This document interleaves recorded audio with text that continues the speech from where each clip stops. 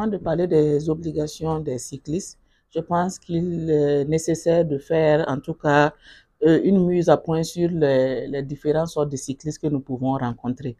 Il faut dire que les cyclistes sont communément appelés les deux roues non motorisés. Et dans cette catégorie, nous avons trois catégories de cyclistes. Il y a ceux qui utilisent les vélos tout-terrain, qu'on appelle VTT. Il y a également ceux qui utilisent les vélos de compétition. Voilà ce que les cyclistes utilisent par exemple pour le Tour du Faso. Et il y a ce qu'on appelle les vélos de route.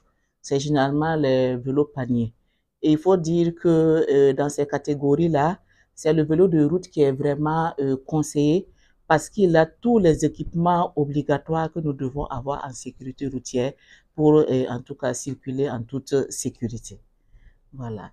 Maintenant, pour les obligations des cyclistes, il faut dire que si nous prenons le décret 418 presse portant définition et répression de contraventions en matière de circulation routière, en tout cas, il a fait un certain nombre d'obligations aux cyclistes. Voilà, et les obligations, c'est quoi? C'est d'abord, en tant qu'équipement obligatoire, c'est avoir un phare, voilà, qui peut être de couleur jaune ou blanche, voilà, non éblouissant. Il faut avoir également un feu rouge. Voilà, c'est un dispositif, c'est des dispositifs qui nous permettent vraiment de circuler la nuit. Le phare permet en tout cas de voir et le feu rouge permet de se faire voir également par les usagers de la route qui nous suivent. Ensuite, il faut avoir ce qu'on appelle des catadiopres ou réfléchissants, voilà, qui peuvent être sur les pédales ou les rayons. C'est des trucs jaunes en tout cas, qui lorsque la nuit, quelqu'un braque son phare sur nous, ça réfléchit et il sait qu'il y a un cycliste qui est devant nous. Ensuite, il faut avoir naturellement les deux freins en bon état de marche. Voilà, pour pouvoir en tout cas freiner en cas de danger ou lorsque quelque chose survient devant nous. Il faut également avoir ce qu'on appelle un avertisseur sonore homologué, qu'on appelle communément le klaxon. Voilà, donc ça nous permet, lorsqu'il y a un danger, de pouvoir klaxonner et attirer l'attention vraiment de l'usager et qui se comporte mal en face de nous. Et maintenant, ça, c'est les équipements obligatoires. Maintenant, ce qu'il faut dire comme obligation, voilà, qu'il faut avoir, c'est vraiment les bonnes pratiques en matière de sécurité routière. Ne pas, par exemple, utiliser le téléphone en communication, en circulation. C'est le respect, en tout cas, des feux tricolores, parce que nous constatons que beaucoup de cyclistes ne respectent pas aujourd'hui les feux tricolores, alors que c'est des usagers de la route et c'est également des usagers vulnérables. Donc, ils sont soumis également, comme les autres usagers de la route, au respect, en tout cas, du code de la route, notamment du feu tricolore, pouvoir, en tout cas, circuler sur la piste ou bande cyclable qui leur est dédiée.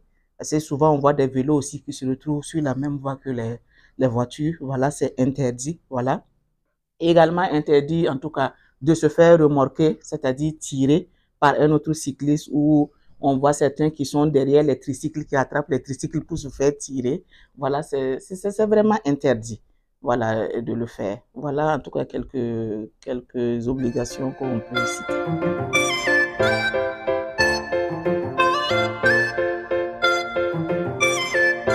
Il faut dire que tout usager de la route, en tout cas, est soumis au respect du code de la route. Et dans ce code de la route-là, il y a également le respect des feux tricolores. Pour dire que les vélos ne sont pas exemptés du non-respect du feu tricolore. Ils causent souvent des accidents, ces vélos-là. Voilà, parce que aller brûler le feu pendant que l'autre a l'autorisation de passer, ça peut causer des accidents. C'est vrai qu'on les voit aujourd'hui brûler le feu, et voilà, ils ne respectent pas le feu tricolore, mais ils sont assujettis au respect, en tout cas, des feux tricolores. Donc, ça fait partie des mauvais comportements que nous croisons chez les cyclistes aujourd'hui dans notre pays. Et surtout les élèves qui passent leur temps à rouler de front, voilà, à deux ou plusieurs, c'est vraiment interdit. Voilà, les élèves, c'est en file indienne, quels que soient en tout cas les usagers de la route, on ne doit pas être à deux ou de front pour circuler et causer.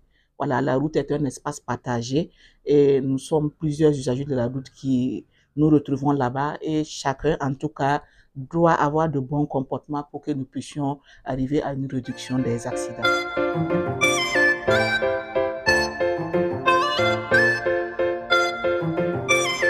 Il faut dire que les sensibilisations de l'ONACER s'étendent à tout le monde, voilà, et acheteurs comme vendeurs.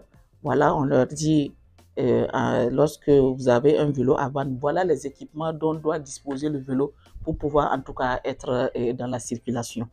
Voilà, il y a des vélos qui en tout cas sortent sans certains équipements, comme je l'ai dit dès le départ, les vélos de compétition, les VTT, voilà. Et c'est aux acheteurs en ce moment qu'on parle pour leur dire que c'est des vélos qui ne sont pas, par exemple, utilisés de nuit, comme je l'ai dit, parce qu'ils ne disposent pas d'équipement, en tout cas d'éclairage, voilà, pour être utilisés. Sinon, on peut les acheter, mais à certaines conditions. On ne pourra pas sortir avec un VTT, par exemple, la nuit, ou un vélo de compétition la nuit, parce qu'en ce moment, on ne peut pas se faire voir par les autres usagers, et nous-mêmes, nous ne voyons pas les autres usagers. Sinon, la sensibilisation, c'est à tous les niveaux, vendeurs comme acheteurs.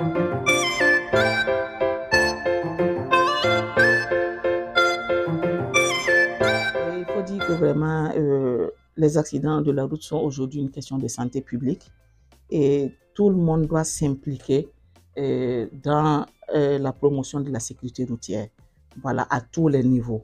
Aux parents aujourd'hui, vous l'avez souligné, nous sommes en début de rentrée scolaire.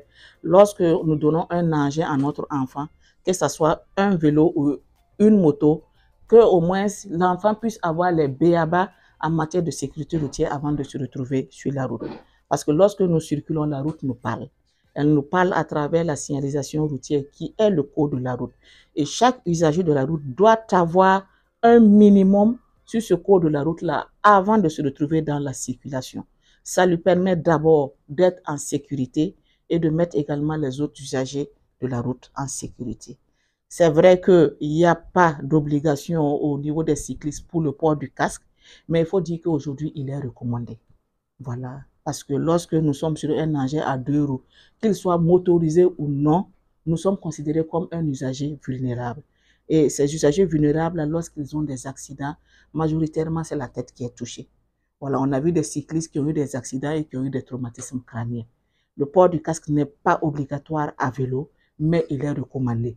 Donc, si chacun peut se procurer un casque, c'est les casques que les cyclistes portent. Voilà, communément, durant le Tour du Façon, on voit les cyclistes avec certains casques.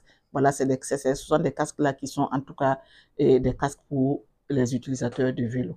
Voilà, et inciter également les uns et les autres au respect encore du code de la route. Voilà, et à bannir les mauvais comportements dont nous avons eu à parler tout au long de ces échanges.